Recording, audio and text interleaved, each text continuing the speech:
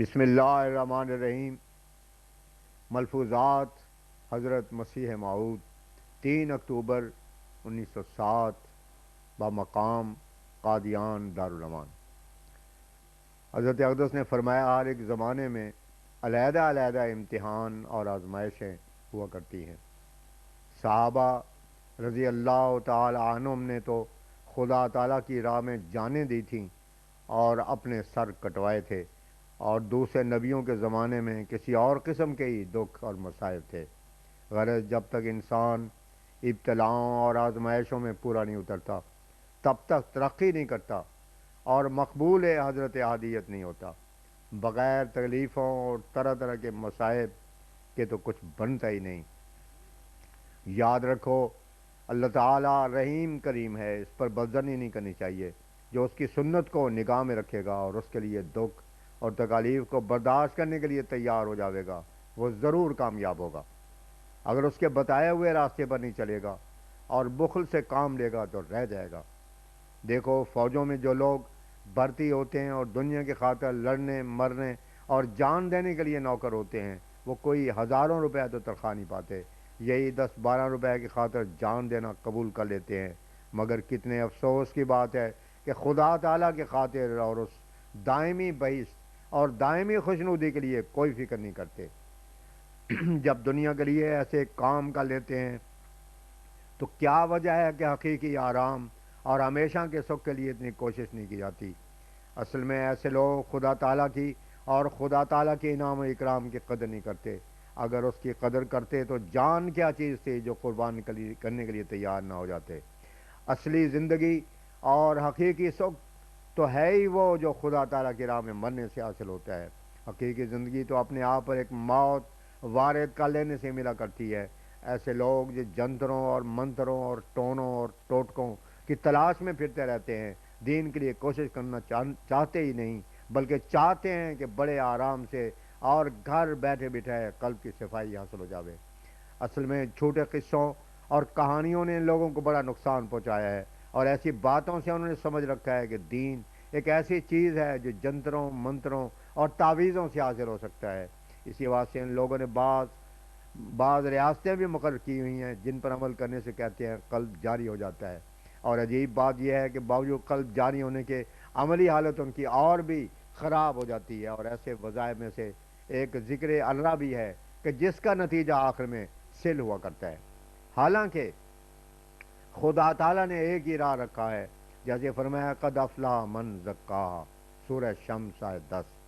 اور یہ اسی بات کی طرف اشارہ ہے کہ انسان خدا تعالیٰ کی رضا کے ساتھ راضی ہو جاوے، کوئی دوئی نہ رہے، خدا تعالیٰ کے ساتھ کسی کی ملونی نہ رہے اور کسی قسم کی دوری یا جدائی نہ رہے۔ یہ تھوڑی سی بات نہیں، یہی وہ مشکل گھاٹی ہے جو بڑے بڑے مصائب اور امتحانوں کے بعد طے ہوا کرتی ہے۔ یہ نماز جو تم لوگ پڑھتے ہو، صحابہ بھی یہی نماز پڑھا کرتے تھے، اور اسی نماز سے انہوں نے بڑے بڑے روحانی فائدے اور بڑے بڑے مدارج حاصل کیے تھے۔ فرق صرف حضور اور خلوص کا ہی ہے۔ اگر تم میں بھی وہی اخلاص، صدق، وفا اور استقلال ہو تو اسی نماز سے آپ بھی وہی مدارج حاصل کر سکتے ہو جو تم سے پہلوں نے حاصل کیے تھے۔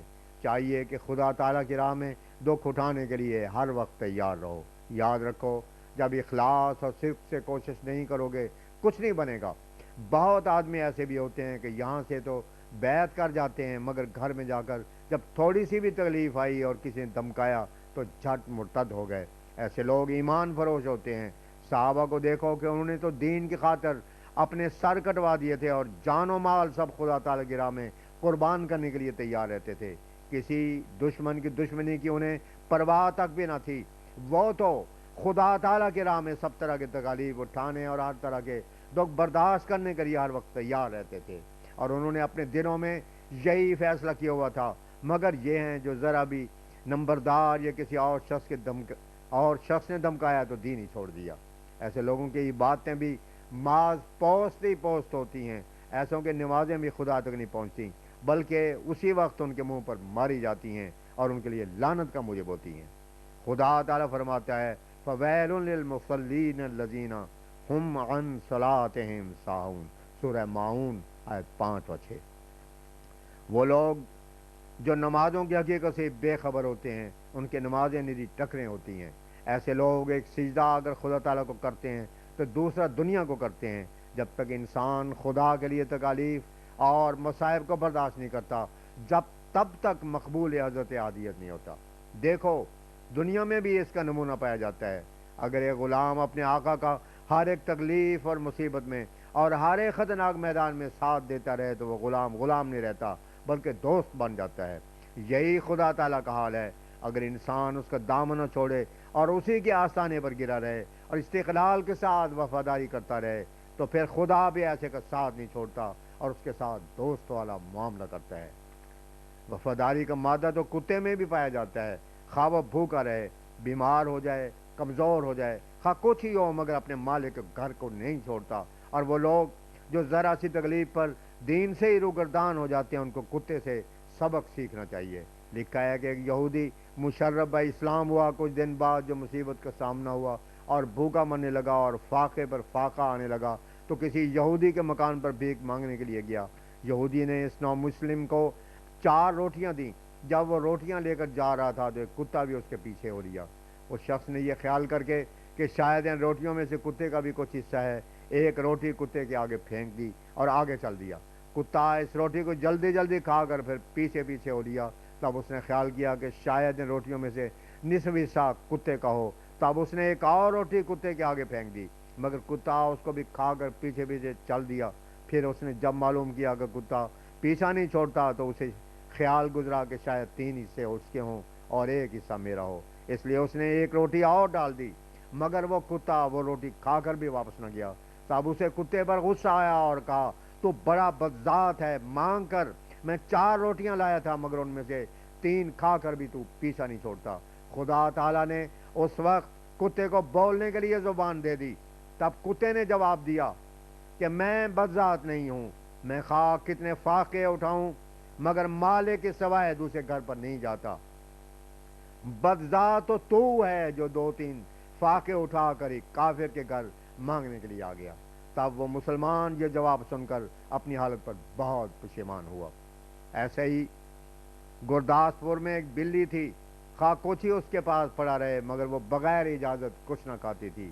ایک دفعہ بعض دوستوں نے اس بلی کے مالک کو کہا کہ ہم بھی یہ تجربہ کرنا چاہتے ہیں، چنانچہ انہوں نے حلوہ، دودھ، چھیچڑے وغیرہ بلی کے پاس رکھ کر باعث قوت لگا دیا۔ 3 دن کے بعد جو دیکھا تو بلی مری پڑی تھی اور وہ کھانا اسی طرح سے ہی سالم موجود تھا۔ اگر ارذل مخلوقات کے صفات حسنہ بھی انسان میں نہ پائے جائیں تو پھر وہ کس خوبی کے لائق ہے۔ 17 اکتوبر 1907 بوقت سحر ایک شخص نے سوال کیا کہ نماز میں کھڑے ہو کر اللہ جل شانہ کا کس طرح کا نقشہ پیش نظر ہونا چاہیے۔ حضرت اقدس نے فرمایا، موٹی بات ہے، قرآن شریف میں لکھا ہے ادعوا مخلصین لہ الدین، سورہ اعراف آیت 30۔ اخلاص سے خدا تعالیٰ کو یاد کرنا چاہیے اور اس کے احسانوں کا بہت مطالعہ کرنا چاہیے کہ اخلاص ہو، احسان ہو اور اس کی طرف ایسا رجوع ہو کہ بس وہی ایک رب اور حقیقی کارساز ہے۔ عبادت کے اصول کا خلاصہ اصل میں یہی ہے کہ اپنے آپ کو اس طرح سے کھڑا کرے کہ گویا خدا کو دیکھ رہا ہے، اور یا یہ کہ خدا اسے دیکھ رہا ہے۔ ہر قسم کی ملاونی اور ہر طرح کے شرک سے پاک ہو جاوے اور اسی کی عظمت اور اسی کی ربوبیت کا خیال رکھے۔ عدیہ معصورہ اور دوسری دعائیں خدا تعالیٰ سے بہت مانگے اور بہت توبہ استغفار کرے اور بار بار اپنے کمزوری کا اظہار کرے تاکہ تزکیہ نفس ہو جاوے اور خدا تعالیٰ سے سچا تعلق ہو جاوے اور اسی کی محبت میں ماب ہو جائے، اور یہی ساری نماز کا خلاصہ ہے، اور یہ سارا سورہ فاتحہ میں ہی آ جاتا ہے۔